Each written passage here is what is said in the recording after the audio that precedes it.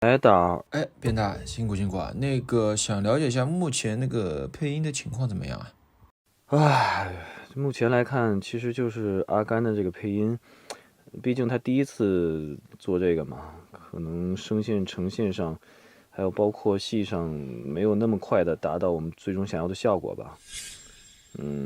整体时间上，我估计没有我们预想的那么快。哎呀，辛苦辛苦，我知道的。哎呀，不好意思啊，那个的确是啊，因为那个阿紫呢，这个声音呢，反正我还是觉得她的音色特别好。她平时讲话就这个声音调调嘛，其实还蛮像一个这种天真无邪的小孩的这个状态。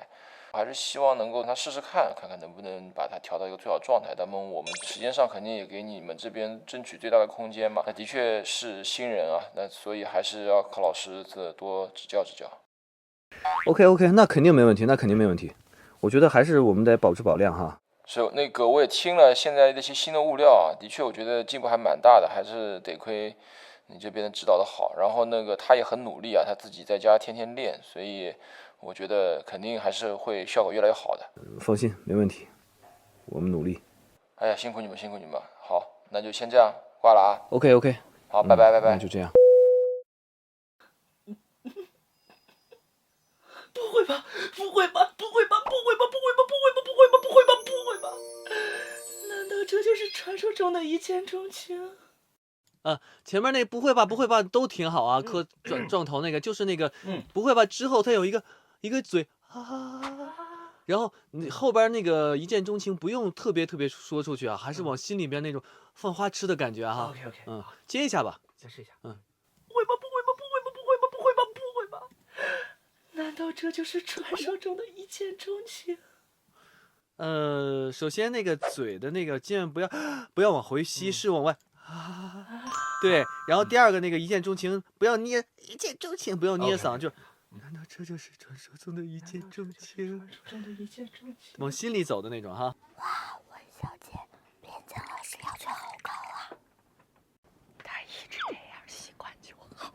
不会吧？不会吧？不会吧？不会吧？不会吧？不会吧？不会吧？难道这就是传说中的一见钟情？哎，这个可以 ，OK， 过。然后那个吸气呢，我们再补一个，好吧？好。不会吧？不会吧？不会吧？不会吧？不会吧？不会吧？不会吧？OK， 过了，那你出吧，你出棚。行，好嘞哥。肖，到你了。哎，好嘞，加油！核的威力会被发挥到极致，现在不至于那么可怕吧？啊，你可别被人骗了，全台以外哪有赚取钱的渠道？哇，好厉害！我是不是演的一条锅啊？没问题的，马上就可以。真的吗？真的，相信自己。加油。但很难做到让一个大魔头放下芥蒂，更别说信赖你了。OK， 阿紫，到你了。好，来了。所以我想了解下吞噬。它不是往上的那种，所以那个是要留到后面的，是要往下。所以最后一遍啊，辛苦再来一下。所以我想了解下吞噬。一点是你想做这件事的欲望，第二点是可怜。再可怜一些。对，你看他都流眼泪了吧？没有。一会儿你就开始其实在做坡嘛，一会儿你就开始骗了嘛，又打感情牌嘛，对吧？